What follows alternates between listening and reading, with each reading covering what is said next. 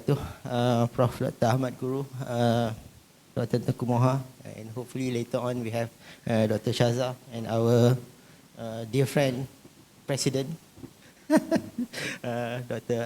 Adli. Okay.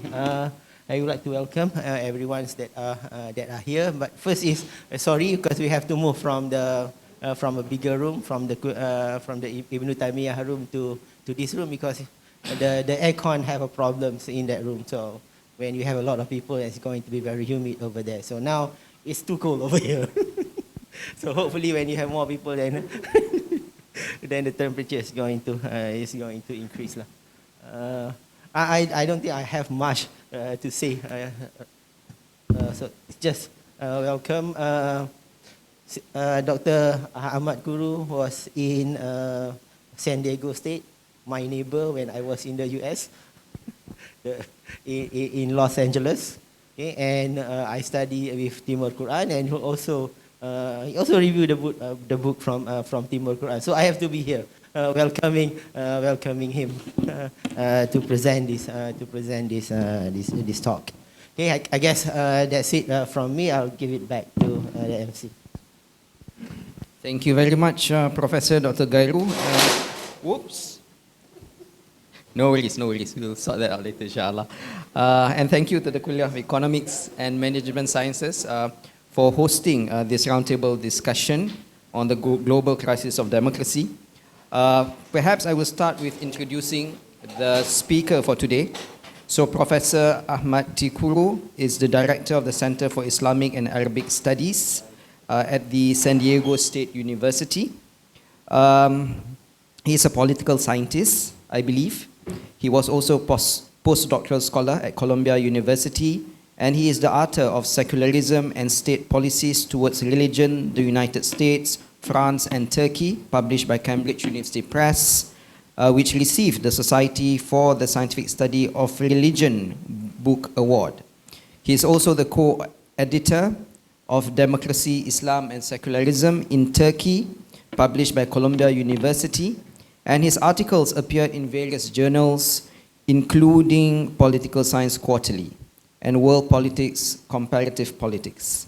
And his recent book, Islam, Authoritarianism, and Underdevelopment, A Global and Historical Comparison, was published by Cambridge University and I believe has been translated into the Malay language recently and was also launched at Nottingham University, if I'm not mistaken, Dr. Farouk. Yep.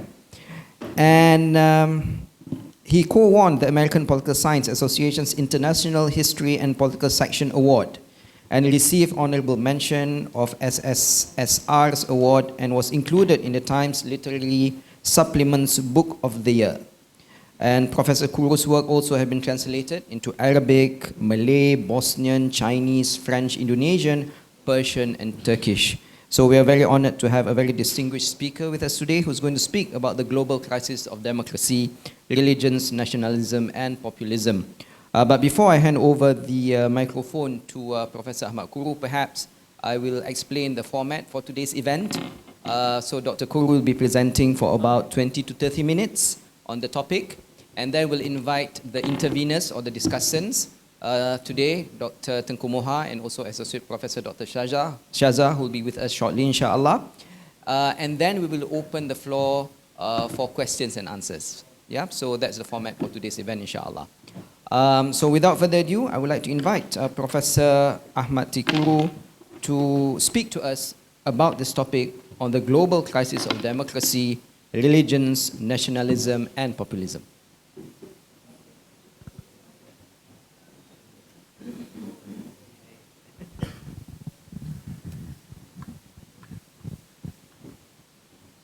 Thank you so much. Assalamu alaikum. Bismillahirrahmanirrahim. I am honored to be at IIUM. Thanks for organizing, of course, IRF and Dr. Farouk with the Kuliah of Economics. Thanks for the Dean and then for the Association of Faculty for organizing. I am looking forward to the panelist discussion. So before moving to the topic of the day, I just want to briefly mention that this is my first time in Malaysia. I am thankful to the hospitality. I am trying to visit every country where my book was presented and translated. So for Arabic in Morocco, Bosnia, of course. Then in Belgium and Netherlands, the Dutch translation.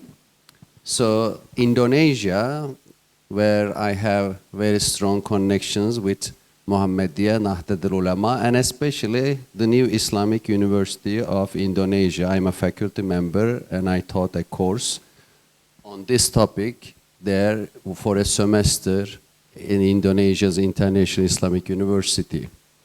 So one thing I want to clarify before my visit, there was some critics on for social media, which is normal. But the abnormality is that the first time in my life, I am labeled as liberal secularist. It never happened in Arab countries, Iran, Turkey, where I was growing up. Turks would laugh, in fact, because they saw me as anti-secularist, because my first book was a critique of secularism in France, secularism in Turkey, and proposing the idea of religious-friendly politics. Because my wife wearing headscarf, she had difficulty to get education and career in the old Turkey where there was headscarf ban. And when I was in the United States during September 11, there were, of course, many theses like Samuel Huntington, Bernard Lewis, and others, blaming Islam for the problems in the Muslim world and blaming Islam for everything. And then I started to write the book as an antithesis to show that Islam had nothing to do with violence and other problems. There are institutional and historical reasons and backgrounds. So therefore, in Malaysia, I think some people are very ignorant of my work and they label me. I completely refuse. And in my life, I never had to say that I'm a practicing Muslim, Ahl Sunnah wal Jama'ah tradition. It is a shame for me that I had to say it. But they put me in this position. This is a very bad thing. But because I'm a social scientist, came here to present my work, which is a political science work. And if you really want to put in a context, it's a defense of Muslim culture. And never in my life I was attacked like that. This is a big disappointment. So now we can go on the topic, which is inspired by the idea that when I was growing up in Turkey in a very secularist environment, I was looking for a religious revival, personally. Then religious revival came in everywhere almost, including United States, where I've been living for 25 years. But this religious revival didn't make people like me happy. There is a very deep discontentment. In the United States, for example, the percentage of people not affiliated with any religion jumped from 10% to 20% in the last 10 years. We have data about Iran that the young generation is losing faith, and there is a big discontentment.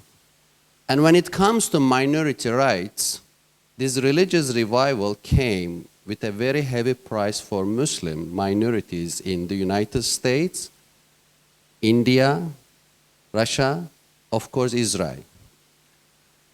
And wherever Muslims were attacked, generally, secular institutions came to their help. When Trump put a Muslim ban, it was ACLU, which is the most secularist institution in America. It wasn't religious Christians mostly coming help. When Muslims are attacked in India, secular groups trying to help Muslims, not the Hindus, then overall, I sense a problem. In addition to that, many people have told me that my Islam books pointing to clergy-state relations, and it's a global issue, now Hindus, Christians, Jews, having this discussion. when Times Literary Supplement make my book one of the books of the year, as the kind introduction emphasize, they say that this book helps us understand Russia, how Putin is establishing a coalition with Orthodox Church and nationalism.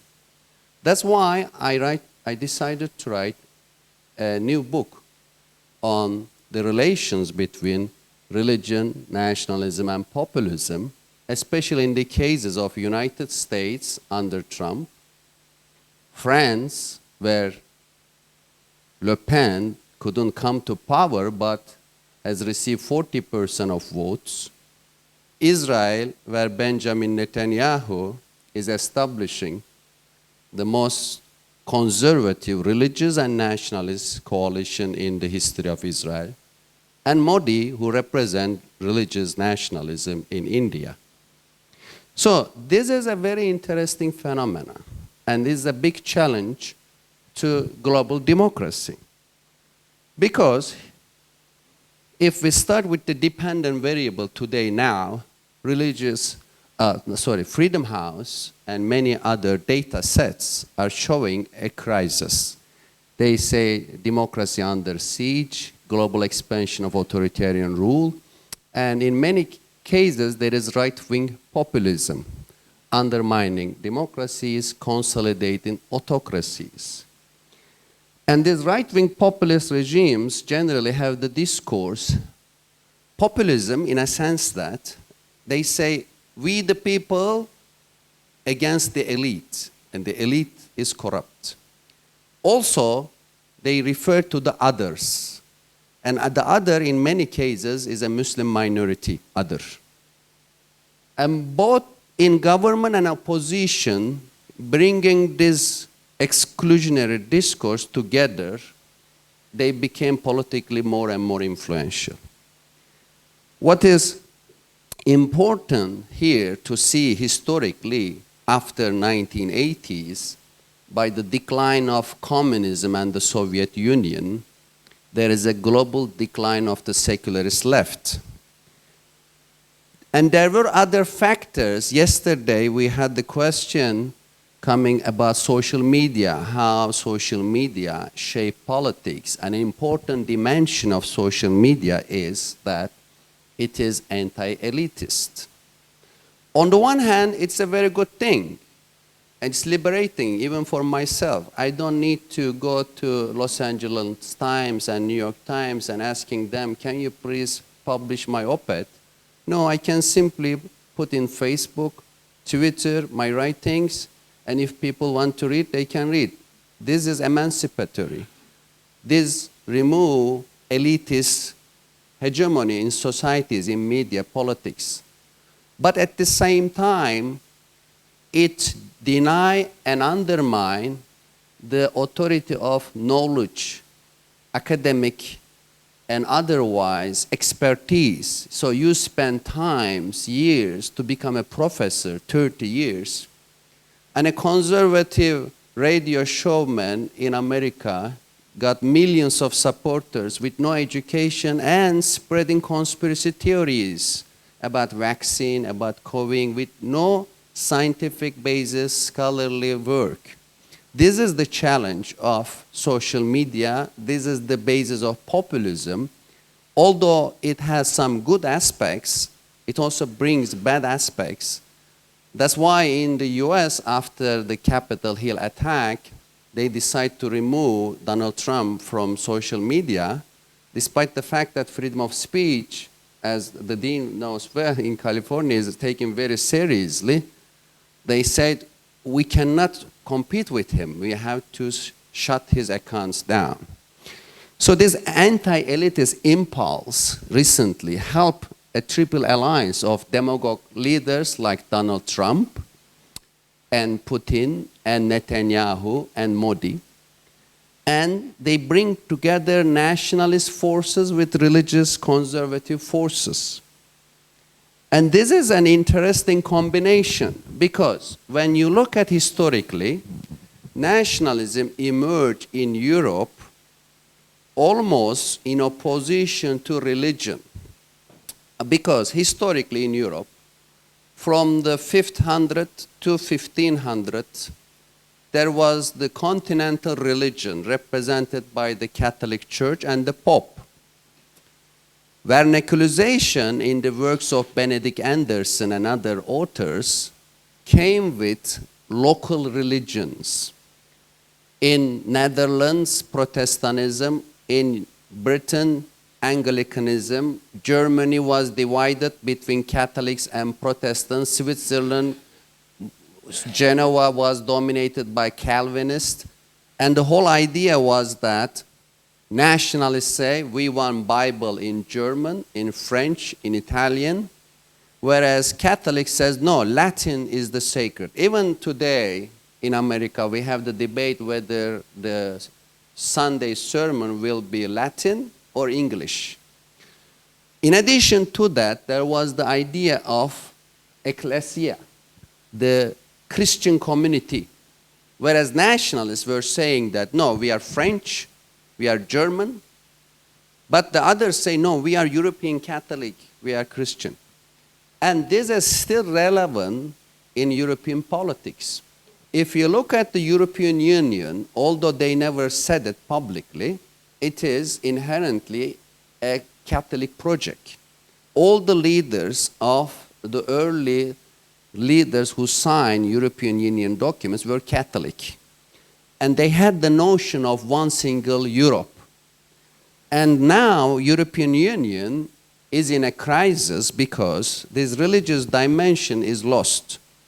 And now they are going back to nationalist roots. Last but not least, of course, language. Latin language versus vernacular. So the first book written in local was Divine Comedy of Dante in Italy. And since then, the nationalists push for local languages. In the Muslim world, this debate came later.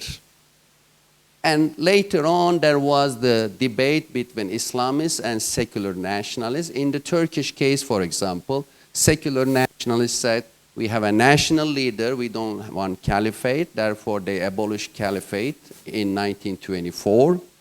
Then they say, we don't want ummah, we want nation, that's what they defend. And then they had the vernacularization versus Arabic. So when for example, when my secularism book criticizing French and Turkish secularism was translated into Turkish, I was shocked to see that the translator almost eliminate all the Arabic originated words. They tried to create a Turkish purifier from Arabic words. And to me, it sounds so dry. For example, instead of kelime, which came from Arabic, they say söz. And then I intervene and say, no, we have to keep both certain Arabic originated word with modern Turkish together. That's what our legacy is. So this tension now almost no longer exists. In many countries, religious forces ally with nationalists. And in the cases I'm going to briefly present today, in the United States, France, Israel, Russia, India, as you see, they provide a very broad, diverse set of cases. Because United States is Protestant majority, France nominally Catholic majority. If we really look at the people's real faith, maybe Catholics are minority, most people agnostic maybe, but nominally they are Catholic. Israel Jewish, Russia Orthodox, Christian, India Hindu, and then geographically North America, West Europe, Middle East, East Europe, and South Asia. And then democracy scores change and declining. In cases of India, Israel, it's declining.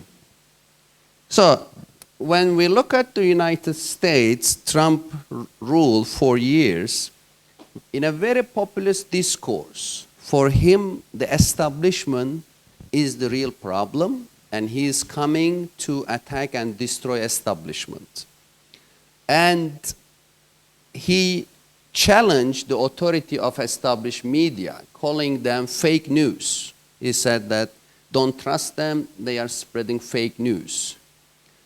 And for him, there were two others. One is Muslim minority, the other was Hispanic minority. For the Hispanic minority, he suggests to build a wall between Mexico and America. For the Muslim minority, he passed the so-called Muslim ban, putting restrictions on the visa of certain Muslim majority countries. The court struck down, he passed again, eventually Supreme Court approved. And in addition to remove the idea of Muslim ban, they put it North Korea, which, and then they say it's not Muslim ban because North Korea is also in the list. So right now there are two things coming which makes their influence deeper in American politics. One thing is the Supreme Court. Historically, when I wrote the book about secularism in America, there were 5 or 6 liberal justices, and liberal doesn't mean what you mean here. The Democrat Party liberal. And then 3 or 4 Republican conservative. But now conservatives have 6 versus 3 majority. And in the upcoming election, Biden's popularity is declining because of his support to Israel and for many other reasons, and Trump has a chance to come back. So I will be sorry, but maybe it will be good for my book, but that's a bad joke. So, yeah. So Le Pen, first Jean-Marie Le Pen, then Marine Le Pen, they had the Conservative Party, and they are, in fact, publicly Islamophobic. Marine Le Pen said, when I come to power, I will ban headscarf on the street.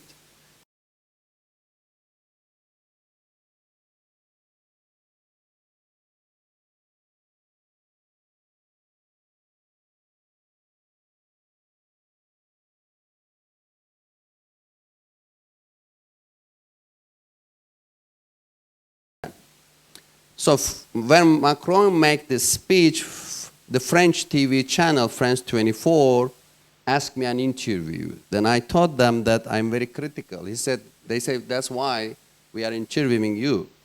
So then they asked me, why are you criticizing? What is your position? So I give them credit that they let me criticize their own president in their TV channel.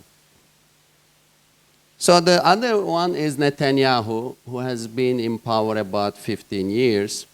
So he re-emphasized the idea that Israel is a Jewish state. And because of certain corruption cases against him, he established a nationalist and religious coalition and re-emphasized anti-Arab, anti-Muslim discourse. Then President Putin in Russia, he's been in power in 24 years. So he came also with an anti-establishment discourse saying that there are oligarchs. After the collapse of the Soviet Union, they stole our money. And I will get their money and give to the people. That's why I'm seizing their assets. And he had also an anti-Western discourse, and this anti-Western discourse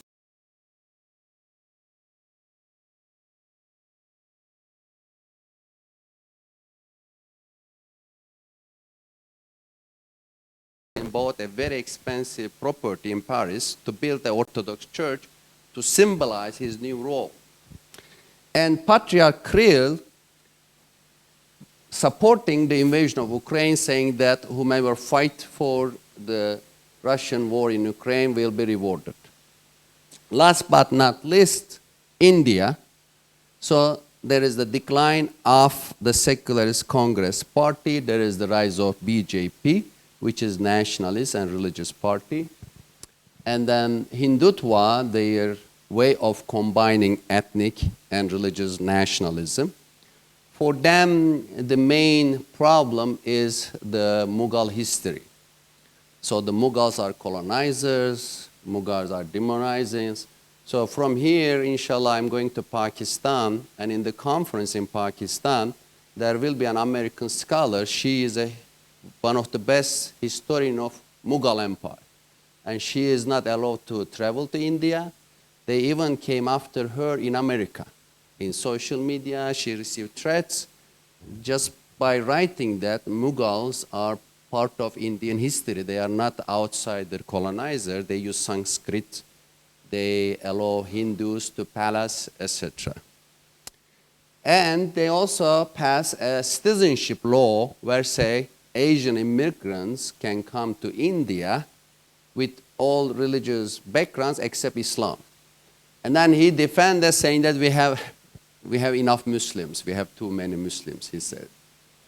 And this attitude is another example of right-wing populism.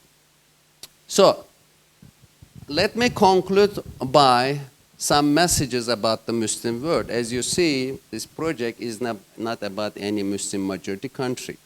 So what is relevancy? The relevancy is that in all cases we see Muslims are in danger. So in the US, the Muslim ban. In France, that's the main target. And in Israel, of course, India, Russia already destroyed Chechens, therefore it's not on the news now, but there was certain discrimination too. So in general, for the Muslim world, to promote freedom, to promote democracy, to promote the idea of minority rights, is and will be very helpful to protect the rights of Muslim minorities in those cases. Therefore, we should not assume that this trend is very good. It may be good for Muslim majorities where they are safe, but people like me who live in a Muslim minority environments, it's not good for us. We need for more freedom, more equal citizenship, and then if the global discourse of Muslim majority countries emphasize these values, citizenship, equality, freedom, then this will be better for Muslim minorities and their rights and liberties everywhere. Thank you for listening, and again, thanks for organizing. I'll be happy to receive questions if there are any after the panel discussion. Thank you.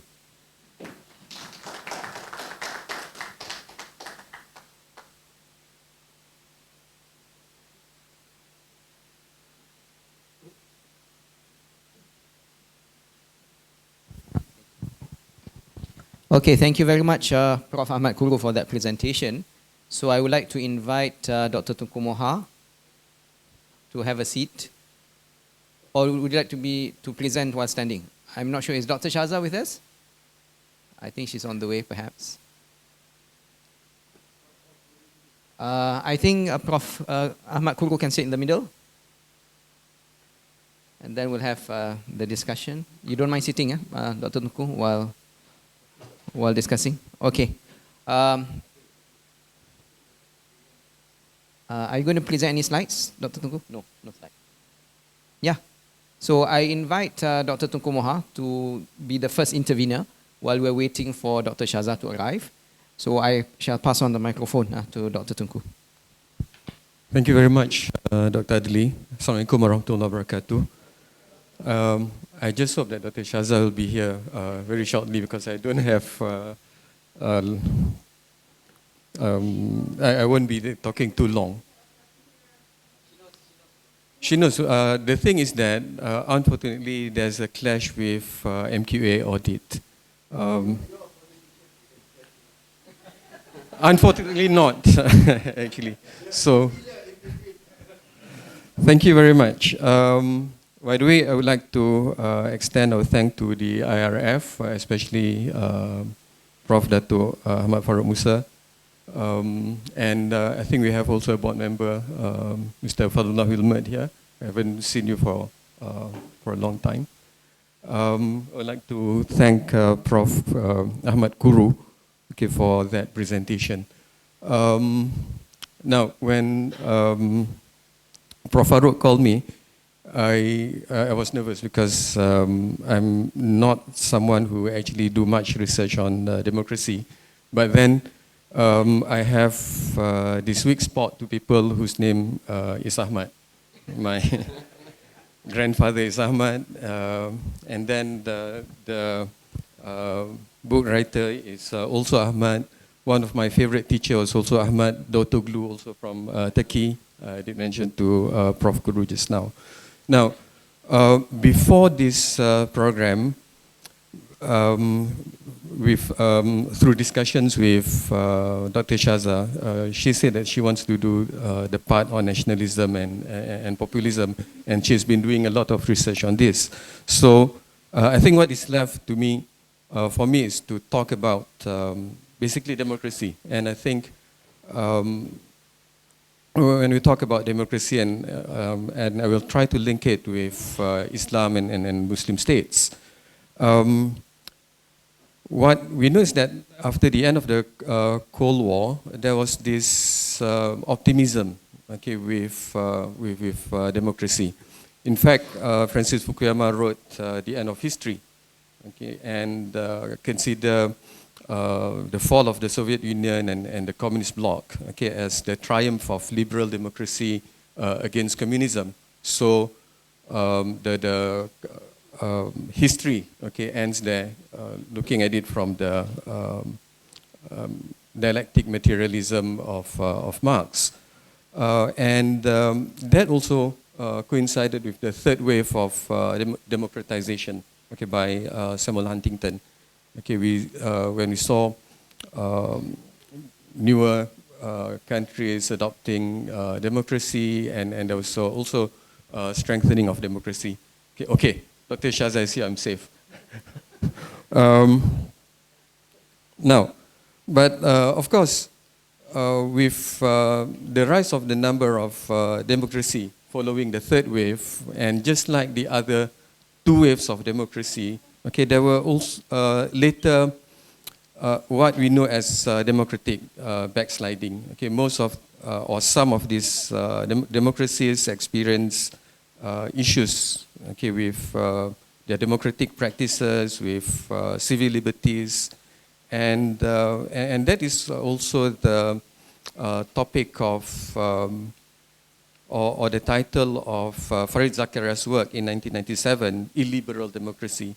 Okay, and of course, Prof. Ahmad showed this Freedom of the World Index, and if you look at the Freedom of the World Index, it also this is divided into one political liberties and another civil liberties. Okay, and the problem with democracy is that some countries, or even there are addition, okay, of democratic countries, and there are electoral democracy or procedural democracy, but on the other hand, when it comes to civil liberties, okay, there are violations of such liberties. So democracy has become illiberal, and it is in this context when you look at the relationship between democracy, religion, nationalism, and populism just now, we saw some of these problems, okay, of illiberalism, okay, the coming of these trends, okay, that are influenced, okay, by the three factors that Prof. Ahmad Kuru mentioned just now.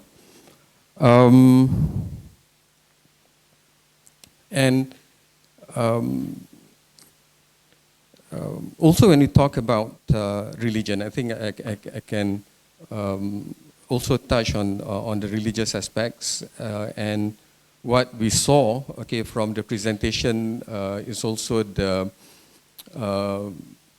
impact, okay, of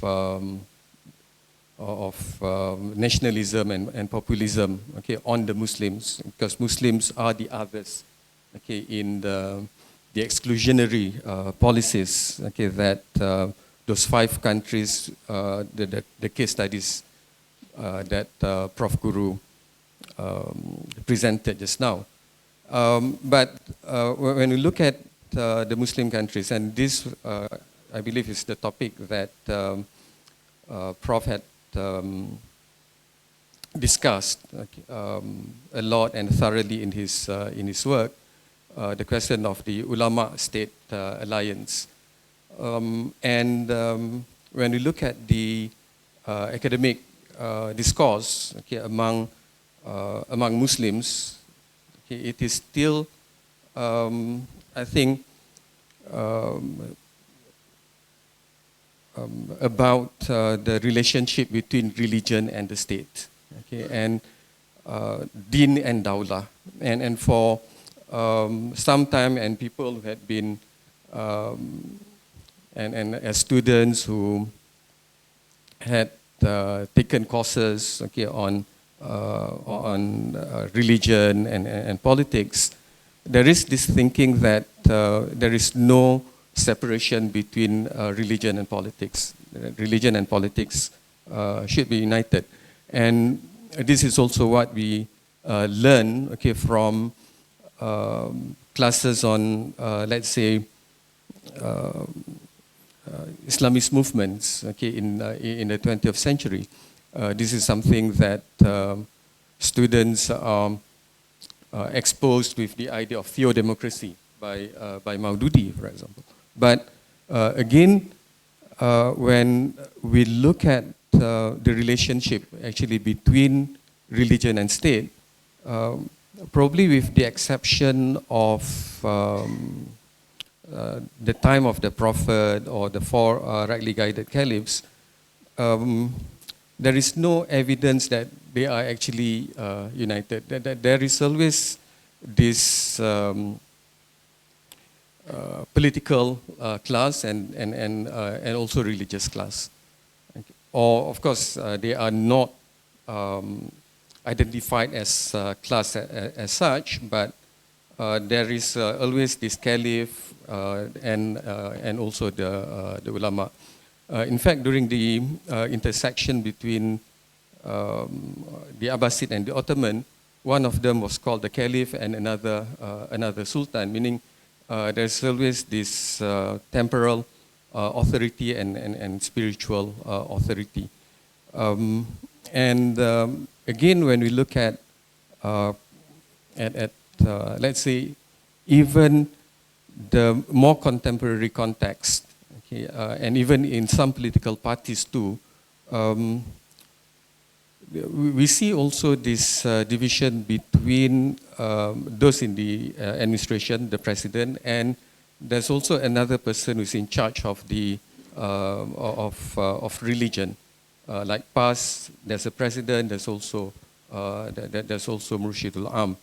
So this is something that need to be, I think, understood, okay, in the current context, because eventually it will have an impact on our understanding of democracy.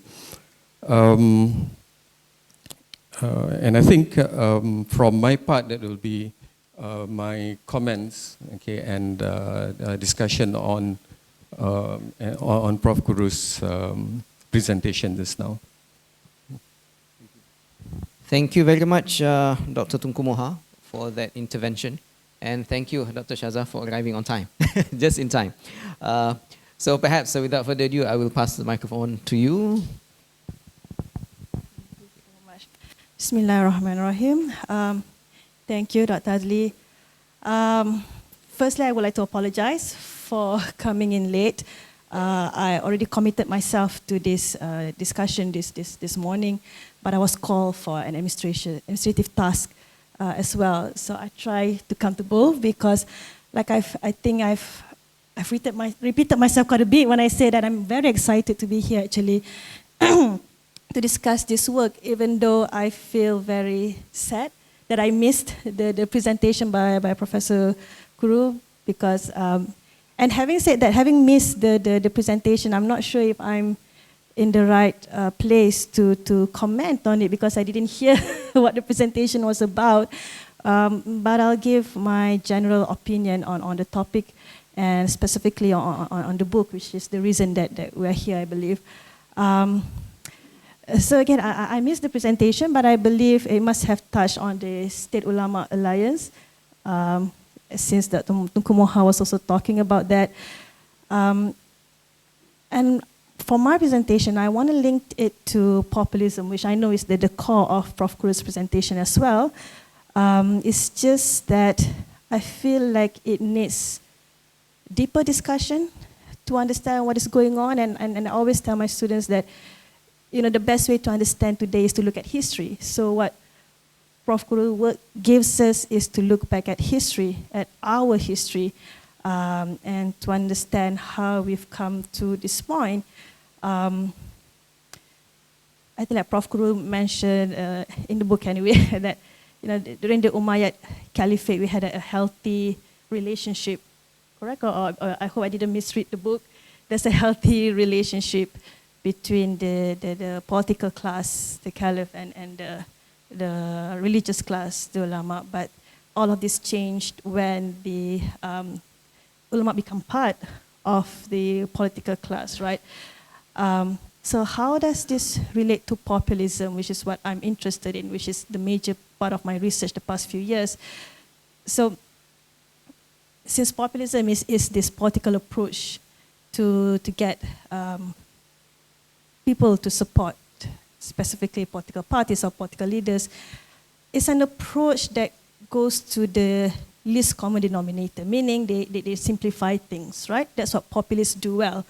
They try to simplify things so that they can get as much support as possible from the masses. And populism, we have to understand, is a byproduct of democracy, right? When democracy come into the picture and we say that we need mass participation by the people, as a byproduct of that, like I said, so we have populists that say, okay, you want people to participate, let's get, quote unquote, the people. So what we have now is religious populism. I think that's the crux of the presentation today. It was presented a few cases. But for us, I think we're interested in Islamist populism. Well, me, myself anyway. I'm interested to look at Islamist populism. So it's religious populism, but for the Islamists. So who are Islamist populists? So they are the populists who uses, I use the term use, right? Utilizes Islam for political benefit. Why? Because when we talk about religion, it's the first thing that I mentioned earlier, it's simple. Populists go for something that is simple. I know it sounds counterintuitive, right, to say that religion is simple. It's not, but the emotive part of it, the emotion of it is simple. So when you mention religion, if you're talking about the Muslim context, we talk about Islam, Muslims understand that. This is something that they understand. This is something that resonates to them. Therefore, it becomes this easy political strategy to get the people's support. So for me, this is the contemporary evolution of the State Ulama Alliance, whereby now politicians working together with maybe religious bureaucrats, religious influencers, or the politicians themselves of the ulama class. Dr. Tukumoha mentioned just now about, it's not as simple as that, right? We have situations where they are separated. We have the Mushdil Am, we have the president. But the thing is, when they are under one banner, one umbrella, one party, where is the distinction there? So that is the question. And it's a complex question because people will say, what's the problem? What is the problem of having a political leader that works together with the religious class, that has a spiritual leader? It's not a problem in itself. I mean, when I talk about populism, even to my students, we always discuss this all the time in class. Is it good or bad, right? It's not something as straightforward, it's good or it's bad. It's just an approach, it's just a strategy. It becomes good or bad based on the outcome. So the situation right now is that, like I said, as a strategy, it's neither good nor bad, but what is the outcome? So when the political class and the religious leaders that we have today are working together, like I said, under one umbrella, under one institution, one party, whatever it is, how are they going to check on the leadership, the political leadership? So that is the key. We're talking about democracy. We're talking about checks and balance. Prof. Guru discussed, I believe, on the rising authoritarianism in the Muslim world, right? And a lot of research has been done on that to understand why this is so. Because of the similarity being the Muslim world, people point to Islam being the problem. But of course, a lot of research has been done to debunk that it's not Islam, it's other things, right? The resource curse theory and so many other things, colonialism, and Prof. Kur's work as well. But we still want to figure this out and in a way to solve this. Why is there this growing authoritarianism? And one of it, like I said, it's complicated, but one of it is when there's no check and balance. And we expect the religious class, being the religious class, you know, the group of people that tells us right from wrong, what is morally right from what is wrong. We expect them to be the one that comes forward and be brave enough and to say, you know, this is not perhaps Islamic, maybe this is not for the best of the people. So this is the expectation. So I think a lot of Muslims, when talking about the masses, when I'm relating to populism, this is their expectation that when you have the religious leaders together with the political leaders, it will be for the good of society because we have the advisors. But again, the key is that when they're working together, who is advising who? Where does the relationship goes and where does it stop?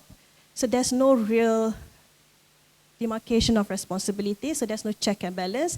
When in the past, during the Umayyad period, Prof. Noor Feldman talked about this a lot, right? That the ulama was supposed to be the civil, kind of a civil society in that society, right? The civil society organization that comes in and plays the role and say, look, you may be the caliph, you may be the political leader, but it doesn't mean that you are infallible, right? They are still, you still have to listen to us. So there's check and balance, there's this relationship. So going back to today, this is where it's missing. A lot of leaders today rely on religion to get support because, like I say, it's easy using emotion. And this is where we are right now. The juncture that we are where, I don't know, I don't want to say solve it, but look into it, right? Because there are Islamist populists all over the world, from Indonesia in the FAE, Malaysia, Pakistan, people have said Imran Khan. So we have these examples of Islamist populist leaders in the world. Are they good or bad for society? Again, it's not for me to say, but I'm just saying that they are. This is the strategy that they use. So for me, is that we can't stop as just saying, oh, here they are, right? So we need to talk about, so what do we do?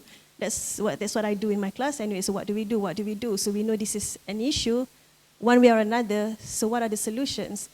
For me, of course, the two main solutions are institutional and societal, right?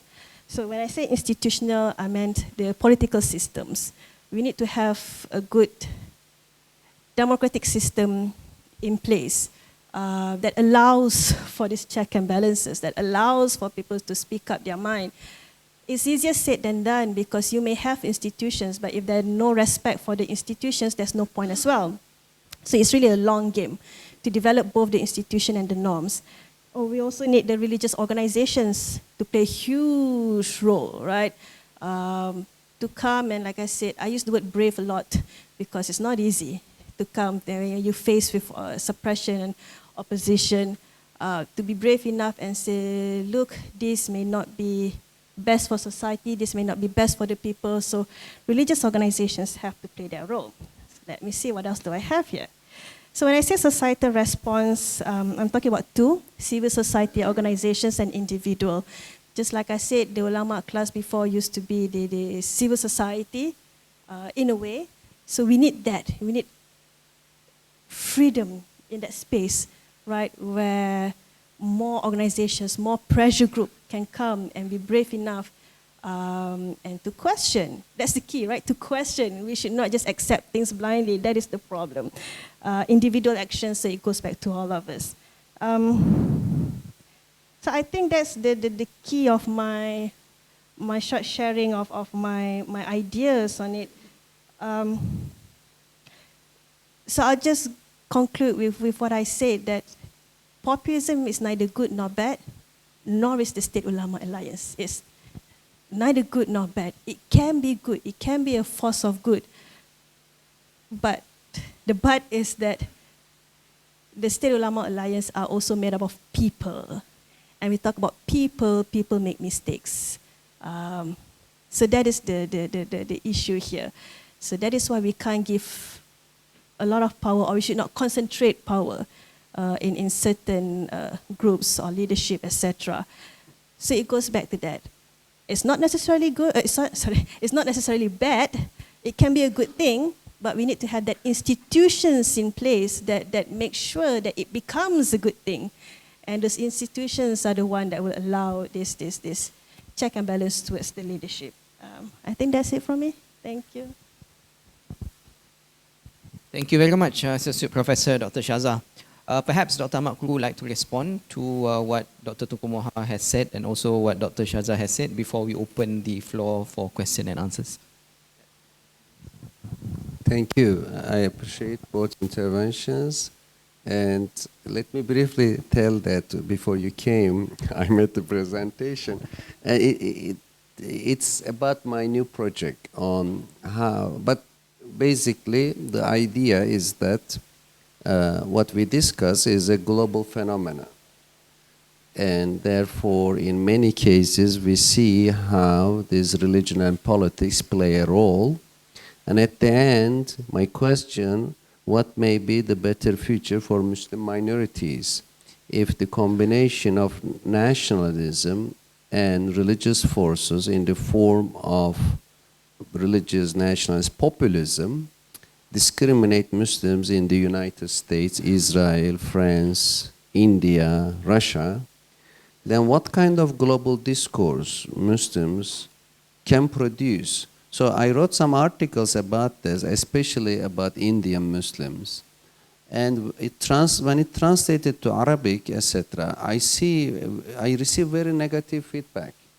Some people, of course I cannot generalize, but they say, why should we care about, some Muslims wrote to me, why should we care about Muslims in India? I think that's a very concerning trend. Even in Saudi Arabia now, so I had Saudi students coming to San Diego. I asked them, what is the policy toward Muslim minorities in China? Why Saudi Arabia is not doing more on Uyghurs? And they say, because we are nationalism, why should we care about Muslims in China? This is really a new trend of ignoring minorities and then focusing on your nationalism.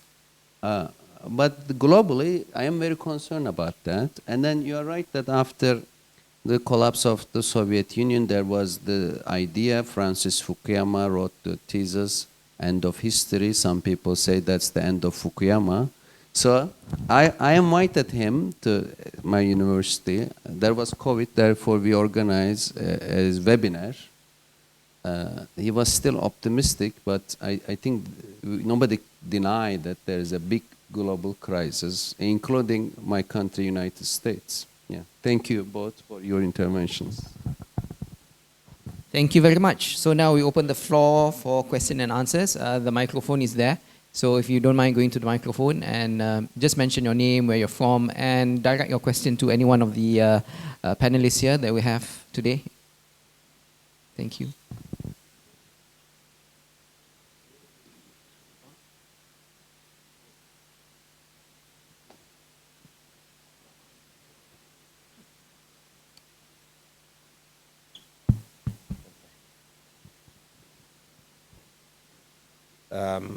So let me begin with my name. My name is Abu Bakr. Thank you very much, Prof. Ahmed Kuru, for this wonderful work and for also the presentation that you made. I find this, the title of the book quite interesting, and the factors, of course, that you have selected and the dynamic between these factors. I would like to, by the since you, I mean, the title of the book is The Global Crisis of Democracy. I would like to take the discussion a little bit away from the core Muslim world or the core part of the world that you have discussed in the book. Coming from Africa, we have seen in recent years how we have been having growing or increasing military coups in many of the African countries, which of course I would say, and I believe that you will agree with me also, is part of the global crisis of democracy. But one thing that I would like or the way I look at it is, and I would like of course to get your opinion on that, how these particular factors, how they interplay and the dynamic among them. But I do believe also there are also other factors, of course, that are in play here. For example, in Africa, as I mentioned, the military actors are also using populism to make sure that they criticize democracy, and when they take over power, people actually support their project. And we have seen this in many of those many of those countries that have experienced military coups in recent years, that when these military people came into power, the first thing that they use is to try to get the support of the ordinary people, and in many cases, they got it. Many people, they support their project or they support these military actors. So how I would like to look at it is how these particular actors use populism in a way, and at the same time also there was a religious dimension, because in many of those parts of Africa that we have in this phenomenon, we do have extremist groups that are using religion, and they have been terrorizing that part of the world. And one of the reasons or justification for this, these military actors have been using, is to claim that one of the reasons why they came into power is to make sure that they restore the insecurity that these extremist groups, religious groups that have been causing that part of the world. And can you keep it short, brother? Okay, sorry, really. So I don't. I would like to ask a question based on that. I would like to hear your opinion on that, and I would like to also ask you if you have anything to say about another very important factor that I see here, which is the rise of the non-Western world. For example, the rise of China, Russia, of course, or the revival of Russia. How this is adding into all this dynamic. Thank you very much. Thank you, Brother Bokar. And you ask all three of us? Oh, okay. Can I start? Thank you for the question. In fact, Africa, especially West Africa, is very important, because when we were studying Muslim majority, Christian majority countries, the only region where Muslim majority countries had better democracy, toleration, other scores was West Africa. In West Africa, Senegal, Mali, Niger, Burkina Faso are much more democratic and open societies than their Christian neighbors. Therefore, 10 years ago, when I was doing my postdoc with Alfred Stepan at Columbia, we were studying Senegal, in addition to Indonesia and Turkey. But as you said, unfortunately, in the last 10 years, we lost that democracies. Only Senegal, and to some extent, even Burkina Faso is gone, with military coups and some civil wars. So, how can we explain? Of course, underdevelopment and poverty is one dimension. There are economic reasons why democracies in Mali, Niger, and Burkina Faso didn't survive. Then there is the element of military. And also, in certain cases, there are Tuaregs, there's nomadic groups. And in certain countries, there are, in sub-Saharan Africa, Boko Haram and others. So it's a very complicated issue. That's one case. But still, we have Senegal, and I'm looking forward to the French translation of my book because I really want a discussion, a visit to Senegal. And inshallah, when the book translates into French, I'll be happy because they don't read English. They want French. And that's one thing. The second thing is that, as you say, there is now the rise of non-West. When I was in France, the French say they had a big problem, economic crisis. I said, what's the reason for your economic crisis? They say, because of Africa. I say, how is it Africa? They say, we are losing control. So the decolonization really create a crisis economically in France to some extent because they were exploiting certain resources there. So last but not least, I think Africa will be more important demographically. The percentage of people, Muslims and otherwise, of Africa will have much bigger share in the future. Nigeria will be one of the most biggest countries demographically. Therefore, Muslims pay attention to analyze and understand sub-Saharan Africa. Thank you.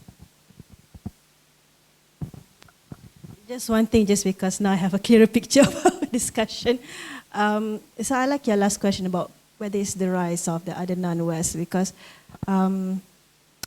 so I talk about civilizational populism, meaning that they are nationalist populism. Most of the time populists, they are nationalists, right? Because their audience are domestic.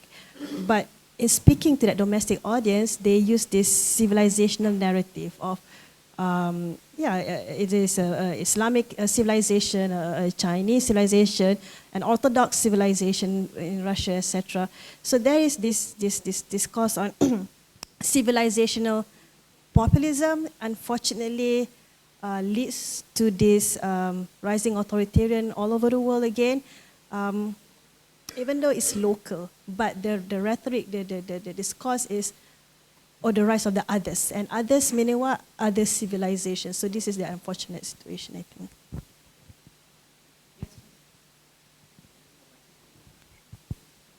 Sorry.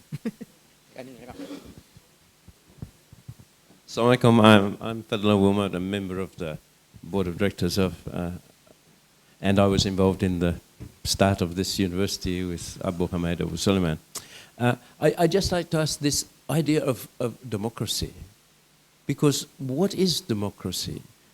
America has never really been a democracy, and the UK is not really, the first past post system means that a minority gets to be the majority in parliament. So what do we mean by the institution of the Senate means that a minority in Wisconsin, a tiny minority, these 6 states will decide the future of the country. So what do we see as democracy? That's one question. The second thing is about popularism. Why does it arise? Isn't it the failure of democracy and capitalism? Because capitalism has failed. Yanis Varoufakis says we're now living in techno-feudalism. And I think he has a very strong point, because we are selling freely our information to the Jeff Bezos and Google and all these others. So populism is arising because of the failures of capitalism, and that enables the politicians to blame others for their own failures. Like Nigel Farage in the UK, migrants. So, what is your and the third thing I'd like to ask, one of my friends, Pavlis Manzoor, we had a conference here in Malaysia where we invited a lot of people, and he upset a lot of the Jamaat Islami people when he said, really, the Islamic State is a form of shirk, because basically, if you put power into the hands of people, because only people are going to interpret the text. So by transferring the power, the Treaty of Westphalia transferred the power of the state, of the emperor, to the nation, so absolute power belongs to the nation. Therefore, if you give absolute power to a certain group within a nation, that is basically giving power to people, which is a form of shirk. So I'd like to ask those three questions. Thank you. Thank you. Thank you. Yesterday you asked 4 questions. Now you asked 3. Yeah, I appreciate that. I truly appreciate that. So, to give a short answer to your very complex questions, first of all, there is the discussion in terms of relationship between democracy and liberal values. Professor referred to Farid Zekeria's book and articles, Illiberal Democracy. Because at the bottom line, if the democracy is the majoritarian rule, that's my main question, what will happen to minority? And then you also give the rightful example that certain institutional design, the minority can become majority, because when Donald Trump was elected, he get less vote than Clinton, but still became president. So the majoritarian rule in itself is not sufficient. Then what we have to do in the American case, there's the idea of checks and balances between the Congress, the President, and the Supreme Court. And initially, when America was founded, there was no concern about President. They were concerned about the Parliament. Because from the British legacy, as you know, in Britain, they say the Parliament can do everything, only it cannot make a man woman. So it was, they claim, and so arrogant power. And then America says we have to limit Congress with president. But then presidents started to be more powerful after World War. So basically, checks and balances, institutional design, then civil society, as you mentioned, the media. We are trying to balance and divide the power. That's the ongoing struggle. Many people in the US agree that until 1960s, United States was not a liberal democracy because there was segregation. The African Americans were discriminated. After the civil rights movements in the 60s, there was more integration. And the debate is going on, for example, in France, as long as they discriminate Muslim minority, it will never be a liberal democracy. That's one thing. The second thing, you are right that capitalism disappoints people and it fuels populism in a way that the income inequality is getting bigger. So, as you know, yesterday we discussed the relations between political, religious, economic, and intellectual classes. If one group or class dominate the others, as we see in the capitalist system, the bourgeoisie or the economic class dominate and make a hegemony. In that position, we have corruption, injustice. Therefore, in the US, for example, there is the antitrust law. They push Rockefeller to divide his company. Then they bring, bless you, Yarhamkallah. So they bring Bill Gates into the court to divide Microsoft. So therefore, there is constant challenge in every society how to minimize the hegemony of economic class or the political military. In Egypt, the question is how to control the military class. But Western democracies had a big problem because of this capitalist inequality, which brings us populism. So the last issue, moderator, can you help me? What was the third? We'll bring techno-feudalism, if I'm not mistaken. And Yeah, thank Jamaat you. Islami, yes, Thank yes. you. Yes, then who will decide, right? If the majority decide, no, there need to be an expertise. Therefore, this is one of the main dilemmas of this idea. Thank you very much. Okay, probably just to add on democracy, there are so many definitions of democracy, and I don't think that there's actually a consensus on it. And but one thing that we can see is that there are so many criticisms, especially by the West, against the democracies that are being adopted in some other parts of the world.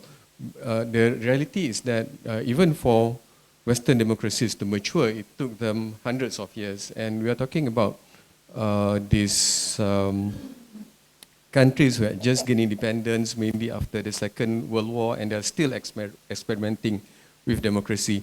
For many years, Malaysia had been, for example, labeled as semi-democracy, pseudo, quasi-democracy, dicta blandas, democraduras. There are lots of labels on Malaysia. And there was this thinking that probably semi-democracy is just a transition toward democracy. And in some cases, that had been the case, but in some cases also, semi-democracy would probably lead to authoritarianism.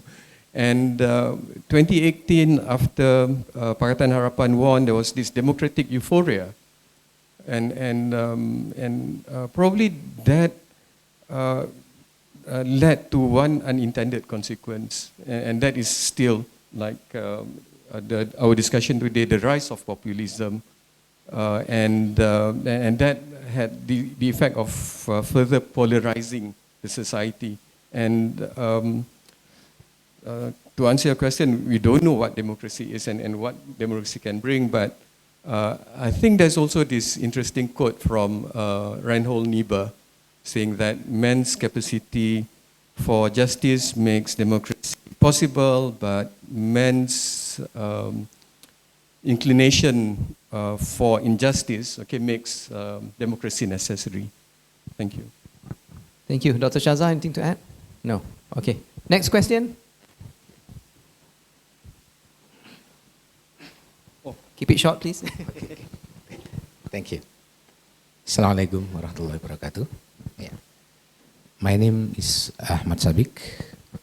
A number of Muslim countries which are considered democratic now is currently led by populist leaders, such as Jokowi in Indonesia or also Erdogan in Turkey. Yeah. And their policies were certainly undemocratic, but surprisingly, their popularity still persisted. I would like to know your opinions about how does the populisms work in Muslim majorities countries, especially in Turkey, and its relation to the global crisis of democracy. Thank you. Thank you. Thank you very much.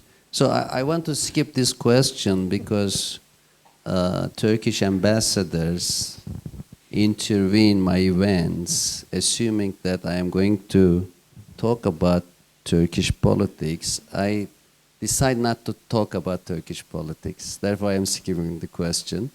The Indonesian case is important, of course, big country, and they are one of the most best performing democracies in the Muslim world because of certain transformation in the last 20, 25 years. It's very complex. As you know, for example, they were able to have a Chinese Christian, Ahok, as the governor of Jakarta, but then he was imprisoned, then he came out of prison. So all of them show there is an ongoing debate, ongoing struggle. Even within the Nahdlatul Ulama itself, there are conservative forces, more reformist forces. I met with Pak Yahya in DC, then I met him in Bali last year, and he had this agenda of humanitarian Islam, and then certain ideas of them trying to support democratization. And I think both of these two groups, Nahdlatul Ulama and Muhammadiyah, played positive roles when Suharto regime fell down, and they support democratization. And there are also some intellectual Muslims like Chak Nur, late Chak Nur, then Buya Shafi, who was the former leader of Muhammadiyah.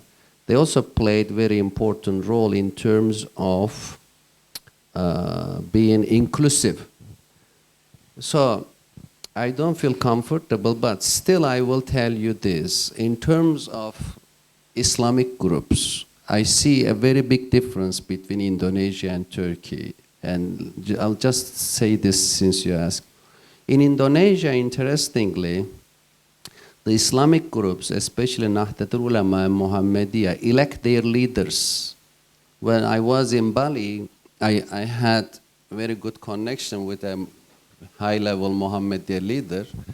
Then he texted me, Ahmed, I became one of the top 10 high votes receiver in the Muhammadiyah Congress. I said, oh my God, you have an election for an Islamic group? Then Buya Shafi had 2 terms, then he stepped down. And so when I was there, I said, I'm very impressed. You're electing your religious leaders. They say, what about Turkey? I say, in Turkey, they say they are chosen by God. Then they laughed. You are laughing, they laugh. But no, in Turkey, we don't laugh. This is that's what people believe, that religious leaders are chosen by God. The Tariqas, Naqshbandi, Qadiri, so the Nurjus, Gulanis, they all believe that the leader is somehow chosen by God. So I think Indonesia is very interesting from a Turkish point of view, the fact that Islamic organizations have conferences, very transparently having elections, competing. For example, Pak Yahya was elected in competition for the previous leader. These are really unknown. Therefore, I wrote a Turkish article saying that, look, Turks, my friends, you have to learn from Indonesia. Then they said, oh, but in 1960s, they killed 500,000 communists. Then what kind of reply is this, right? Thank you. Thank you. Any other responses, perhaps? No. Okay, next question. Keep it short, Aisha.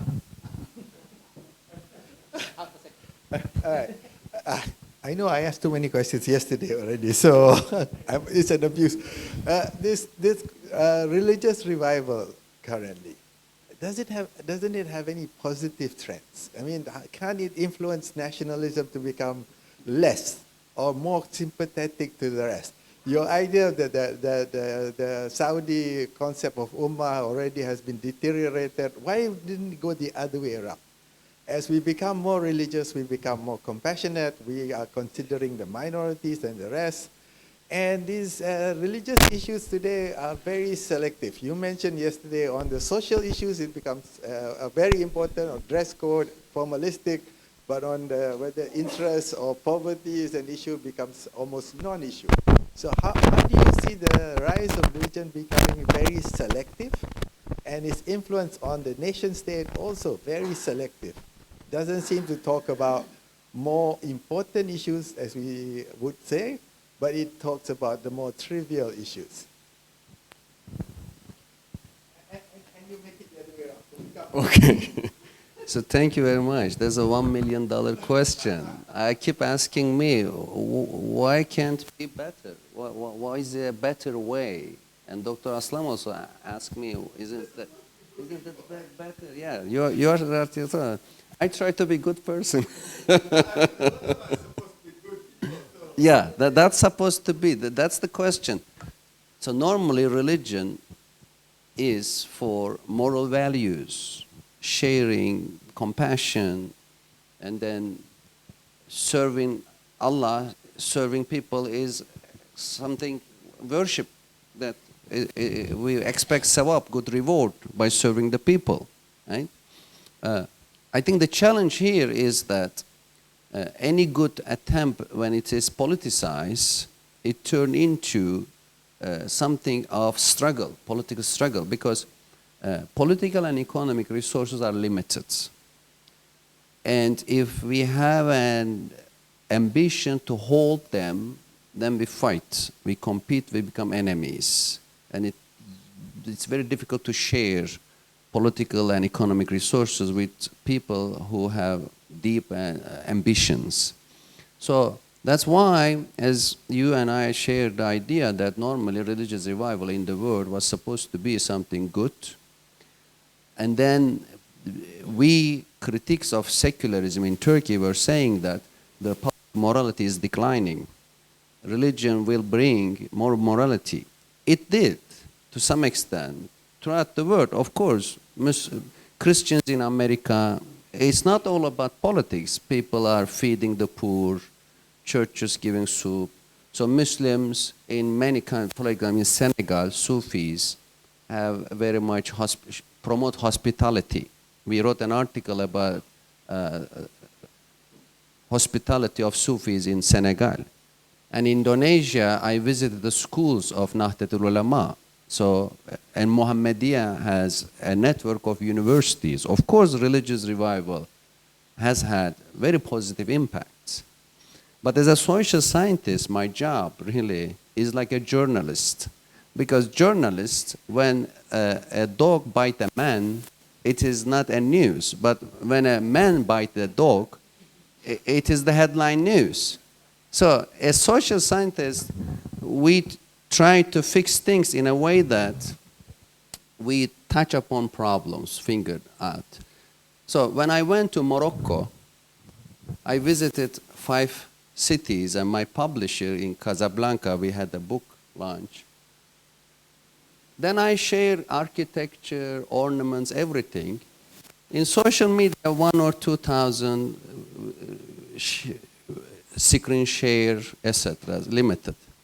Then in Fez, when I visited certain madrasas, I saw so much poverty. Then I put in Twitter that I'm walking on the Fez, so much poverty on the madrasas where Ibn Battuta visited, Ibn Khaldun studied. What is going on? Then there was enormous backlash, 20, 30, 40,000. And then some Moroccan friends canceled my appointment with me. They say, you came to our country to criticize. But I say, this is my job. Can you tell the doctor? If the doctor says you have this illness, you need to get the medicine. So, but you are right that religious revival, not only in the Muslim world, but also in the other parts, also, of course, brought something good. But we were expecting better. And this politicization is dangerous. This politicization may bring a new secular wave, because life is based on action-reaction. In Iran, as I said, there is now a secularist generation. And they are, and this is a reaction to the regime in Iran. Therefore, politicization makes some young people avoiding religion. So this is the problem I'm trying to emphasize. But you are right. There's also good things happening. Thank you. Assalamu alaikum. I'm sorry I came a bit late and I couldn't hear your presentation. But I have read your paper, The Ulama State Alliance, A Barrier to Democracy and Development in the Muslim World, published by Tony Blair Institute. And in your paper, I think, from your conclusions, you conclude that we as Muslims should not blame the West for the problems that the Muslim world is suffering nowadays. And your main thesis is that the State Ulama Alliance is harming Islam, if I understand correctly, and democracy. And you also ask the abolishment of apostasy, blasphemy laws in the Muslim world, deeper protection for private property, etc. Now, if we see what is happening nowadays in the West, we're having a similar phenomena. The Zionist state alliance in the West is destroying democracy. We have these ethno-religious nationalist groups, which are the Zionists, who are destroying democracy in the West. We see what is happening now in Palestine. Palestinians are being exterminated by the so-called only democracy of the Middle East. And this only democratic state is being funded and armed to the teeth by Western democracies. Number two, in your paper, in Tony Blair's Institute, you keep on blaming the Muslim nation state For example, when you take the example of Turkey, the creation of the Diyanet, etc. But we know that these institutions were created by Westerners. It was them who destroyed the institution of Sunni Islam, the Caliphate, and invented these secular authoritarian nation states that we have.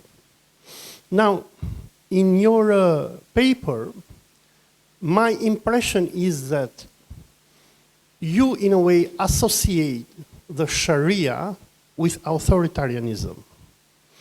And in the table of Muslim countries that you give, you show, of course, you are quoting IMF and Freedom House, Soros-funded NGOs, which produce fake reports.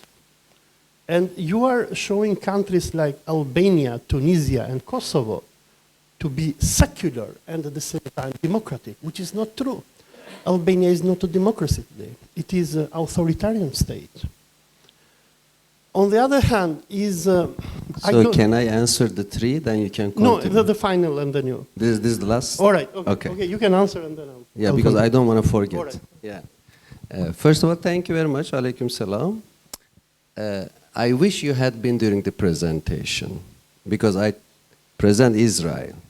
I don't define Israel as a democracy. And you and I, 99% are in agreement. Israel is a country dominated by right-wing populists. It's one of the cases. And of course, I am public critic of American support to Israel. And I am taking much risk criticizing American policy in America, much more dangerous than criticizing America elsewhere. And therefore, democracy everywhere in crisis. That's my presentation in America, Israel, elsewhere. So that was your first point. Could you please remind me the second point? Because I have checked. Your connection between the Sharia and authoritarianism.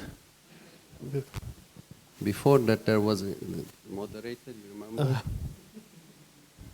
I mean, because you keep on blaming the nation state, while I mentioned that it has been the West which created the secular nation state. Thank you. I mean, we have thank you so much. like the Diyanet or Meshiha. They're invention of the Westerners. Yeah, good. Yeah.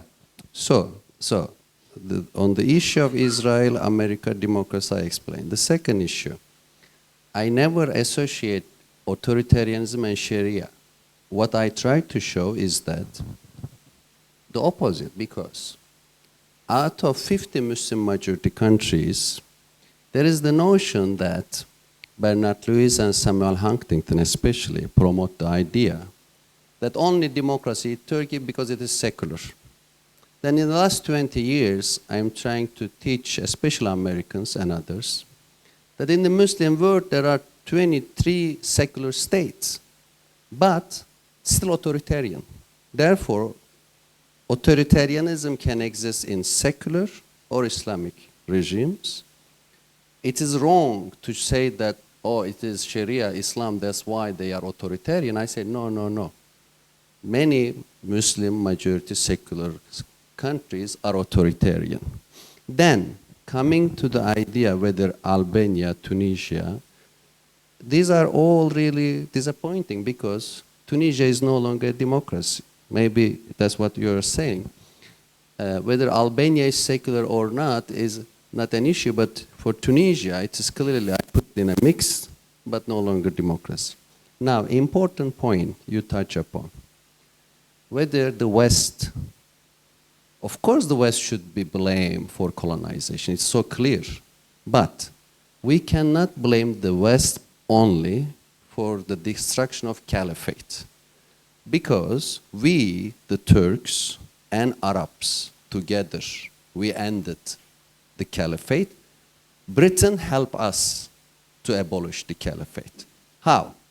So the Ottoman Caliph declared jihad in the First World War. And then Arabs, mostly led by Sharif Hussein in Arabian Peninsula, then Sharif Hussein's sons, Abdullah Faisal, agree with Britain. They fought against the Ottoman. Ottoman generals tried to defend Medina. Arabs attack. We, the Turks, I became more Turkish nationalist since I came Malaysia. I never say I am Turkish, I am Ottoman. Now I feel 100% Ottoman Turks. Thank you for making me like that. So we were defeated. We left Medina, we came Damascus. Arabs and British attack us. They destroy Baghdad railways. We went all the way Aleppo. So the Arab says, we don't accept your caliphate. Go away. Okay, khalas, shukran. Then when Turks fought liberation war, then established a republic, there was a debate in the parliament. And Seyit Bey, the minister of justice of Turkey, was an alim. He was part of the ulama.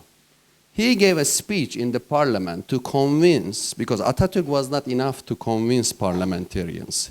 He said, we have to abolish caliphate. Why?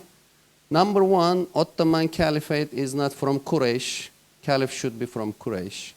Second, Arabs and other Middle Eastern, they don't recognize. Only Indian Muslims. Indian Muslims recognize, but that's not enough. Arabs didn't listen. Caliphate is not helpful.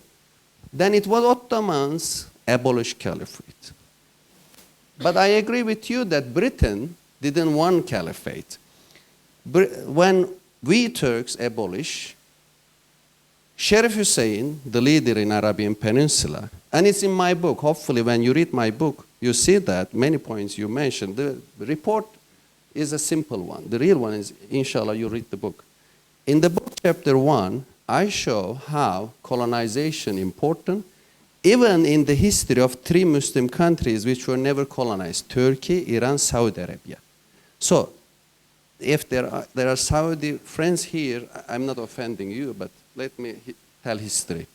Sharif Hussein in Mecca, Medina, when the Turks abolished caliphate, says, I will be the caliph. But the Britain was very disappointed. They didn't want, because they don't want Muslims in India pledge loyalty to another caliph.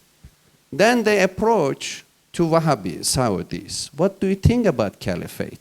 They said, we don't believe in such thing. After 4 Caliph, Khulafai Rashidin, there is no caliph. Britain said, oh, wonderful. Then they gave green light, and then that's how Sharif Hussein was eliminated and the Saudi Arabia established. So in this regard, these are all very complex issues. And then, yes, Britain was part of it, but mostly it was done by Turks and Arabs. Thank you.